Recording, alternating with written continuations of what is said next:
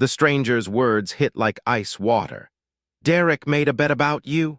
Nora Hartley grips her wheelchair armrests, knuckles white against the chrome. Rain drums against the floor-to-ceiling windows of Meridians, but she barely hears it. The man sitting across from her, salt and pepper hair, charcoal suit that costs more than her rent, leans forward. His name is Vincent Ashford. She learned that 60 seconds ago. He told his co-workers it would be hilarious watching a wheelchair girl wait at a fancy restaurant. The emerald dress Nora spent 3 months saving for suddenly feels like costume jewelry. Cheap. Wrong, her throat closes. Vincent's brown eyes don't waver. "I overheard him laughing in the break room this afternoon, showing them your messages, making jokes." The restaurant blurs. She wants to disappear into the marble floor. But then Vincent says something that stops her heart. "I fired him 2 hours ago." Nora's breath catches. "What? Hi viewers, kindly tell us where you're watching from and what time it is." Vincent slides a black folder across the white tablecloth. "But that's not why I asked you here tonight." 3 hours earlier, Nora had been standing in her bedroom. Not standing, that's the wrong word. She wheels it away like she wheels away most things now. Ruby, her 9-year-old daughter, perches on the bed holding a lipstick tube like a magic wand. "This one, Mama, it makes you look like a queen." The apartment smells like the vanilla candles they lit to cover the mildew scent the landlord ignores. Nora's hands shake as she applies the coral color. 5 years since the accident. 5 years since Jonathan walked out of the hospital room and never came back. 5 years of living small, thinking smaller. Ruby braids a section of Nora's black hair. "Is Derek nice?" The question lands heavy. Nora doesn't know, she's never met him. Only messages, only promises, only hope she probably shouldn't have allowed herself to feel. Her phone buzzes. Derek. "Can't wait to see you tonight." Nora smiles. She doesn't know he screenshots this to mock her. The dating app had been Vanessa's idea. Nora's older sister pushed the phone across the kitchen table 6 weeks ago. "You're 34, not dead." Vanessa's voice carried that edge, the one that sounds like love but cuts like judgment. Nora had resisted. Who wants someone who comes with wheels and limitations and a daughter and disability checks? But loneliness is a specific kind of hunger. Derek's profile appeared on a Tuesday. Software engineer, smiled in his photos. Wrote actual sentences, not just hey. Their first conversation lasted 3 hours. He asked about Ruby, about her life before. He said the word wheelchair once, then never mentioned it again, like it didn't matter, like she was just Nora. He chose Meridians for their first date. Expensive, thoughtful, or so it seemed. "I want our first meeting to be special," he'd texted. She'd believed every word. Ruby zips up the back of Nora's dress. The fabric whispers against skin. "You're the prettiest mama in the whole world." The words squeeze Nora's heart. This kid, this perfect, loyal, beautiful kid who defends her at family dinners when Vanessa makes comments about burden and capability. Ruby's small hands rest on Nora's shoulders. "Maybe Derek will like pancakes. I make good pancakes now." The hope in her voice breaks something in Nora. Ruby wants a family, a normal family, whatever normal means. Nora transfers into her wheelchair, movements practiced and smooth. 5 years builds muscle memory.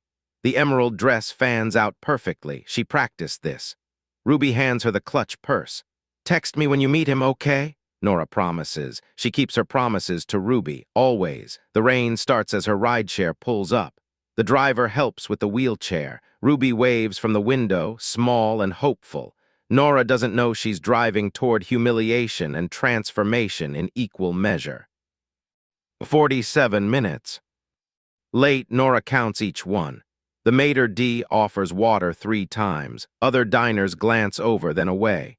The pity stings worse than stares. Her phone stays silent. No text, no call, no Derek. The rain picks up, sheeting against the windows. She checks her lipstick in her phone camera. Still perfect. Still pointless.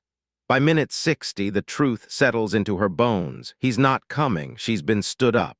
The humiliation crawls up her spine.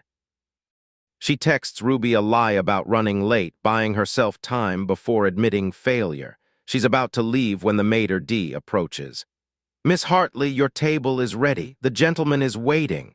Confusion spikes through embarrassment. She follows him through the restaurant, past couples sharing wine, past families laughing, to a corner table where a man who is definitely not Derek stands to greet her, and everything Nora thought she knew about this night shatters. Make sure to subscribe and turn on notifications so you don't miss the next part of this story.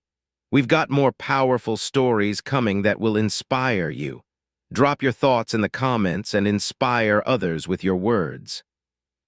Vincent Ashford opens the black folder. Inside, Nora sees her own handwriting, the letter she sent 3 months ago, the one begging for help with experimental treatment, the one that got rejected. "Your application never reached my desk." Vincent's voice is steady, controlled. "My screening committee dismissed it. I found it today while investigating Derek's background." Nora's hands tremble. She remembers writing that letter at 2 in the morning. Ruby asleep in the next room. Tears blurring the words, desperation bleeding through every sentence. Vincent pulls out a second document. "I also found something else, something about your family." The restaurant noise fades. Nora's pulse pounds in her ears. "Your sister Vanessa has been meeting with a family attorney for the past 4 months. The words don't make sense. Vanessa. "Attorney, she's building a custody case against you, claiming you're mentally unstable, financially unfit, unable to properly care for Ruby." Nora's world tilts. Her own sister, her blood, the woman who pushed her onto dating apps, who visited every Sunday with casseroles and judgment, planning to steal her daughter. "Your mother signed an affidavit supporting Vanessa's claims." Vincent slides the paper across.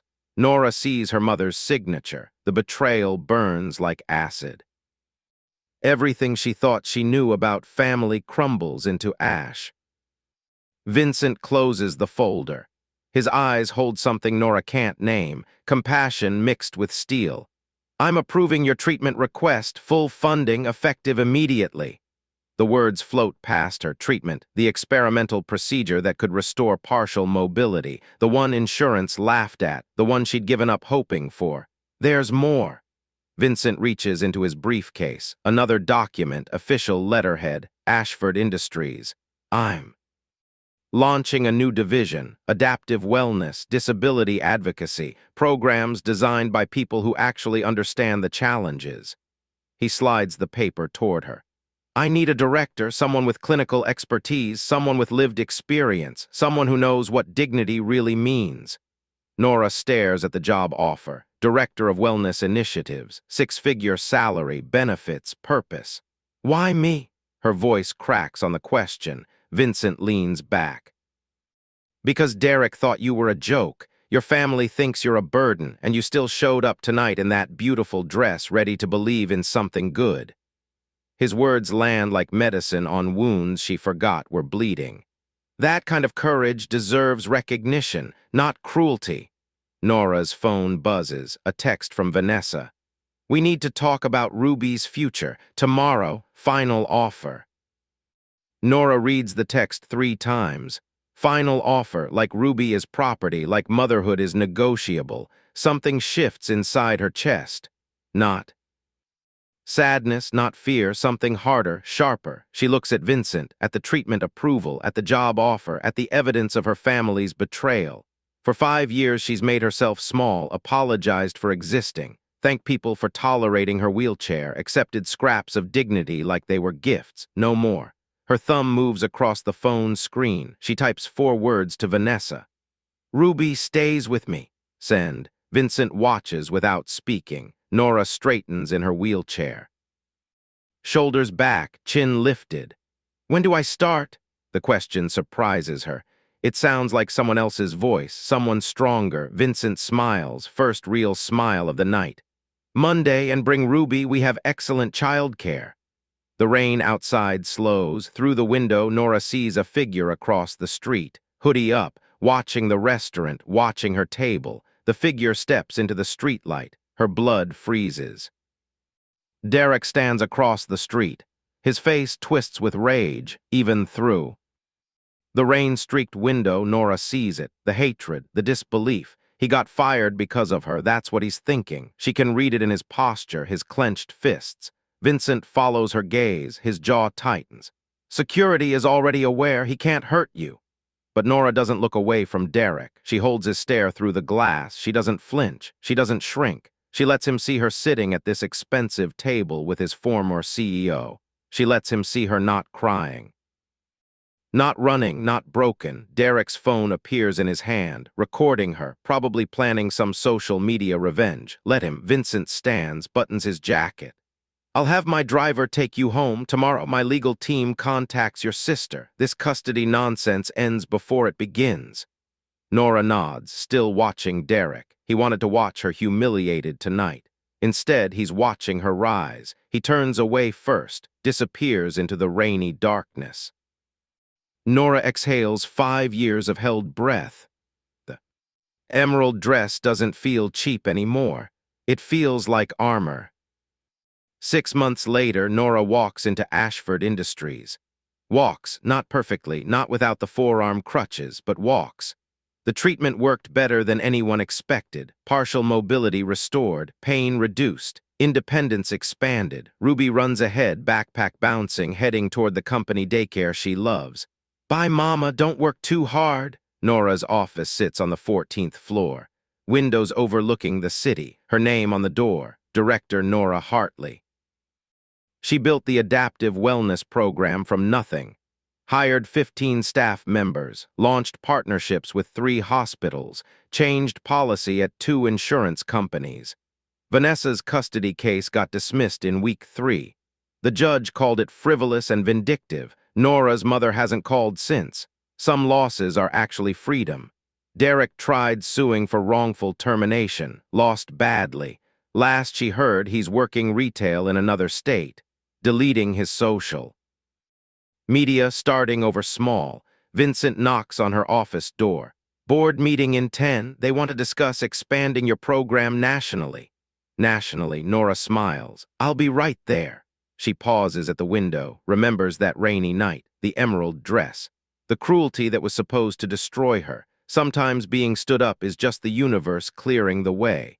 Sometimes the worst nights become doorways. Sometimes quiet justice arrives exactly when you stopped expecting it.